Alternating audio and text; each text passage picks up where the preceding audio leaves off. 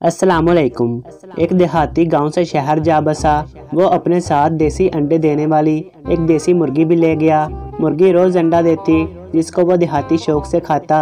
वैसे तो मुर्गी बहुत वफादार थी, लेकिन एक दिन उसने गलती से अंडा पड़ोसी के घर जाकर दे दिया। देहाती को अंडा ना मिला तो उसने तफ्तीश शुरू कर दी कि अंडा कहाँ गया। पड़ोसी जो एक वकील था, उसने पूछा तो वकील ने इतराफ़ किया, अंडा इसके पास है, लेकिन वो वापस नहीं करेगा क्योंकि अंडा उसकी मलकियती हदूद में दिया गया है, इसलिए कानूनी तौर पर इसका हक बनता है। देहाती बाजिद था कि मुर्गी चूंकि इसकी है, इसलिए अंडा इसके हवाले किया जाए। बात ज़्यादा बढ़ी और तकरार होने लगी।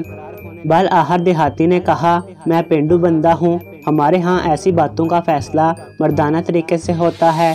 दोनों फरीक एक दूसरे को मुक्का मारते हैं। जो भी मुखालिफ के मुक्के से जल्दी संभल जाए वो जीत जाता है और मुतनाज़ा चीज़ पर उसका हक तस्लीम कर लिया जाता है। शहरी वकील, जो कि हट्टा कट्टा और मोटे ताज़े तन्नो तोश का मालिक भी था, ने देहाती को देखकर चैलेंज कबूल कर लिया।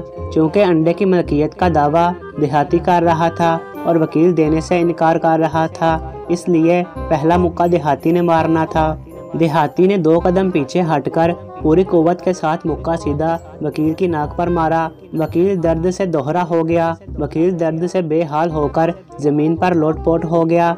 नाक को हाथ से थाम कर कराहने लगा। इसकी नाक से खून निकलने लग गया और वो पकोड़े की तरह सुरख हो गई और सूज भी गई। कोई 30 मिनट बाद वकील संभला, उठा और अपना मुक्का मारने की तैयारी करने लगा। देहाती, जो इतनी देर में आराम से और सब्र से सब कुछ देख रहा था, ने वकील को कहा, चलो तुम जीत गए, अंडा तुम ही रख लो, मैं कल खा लूँगा।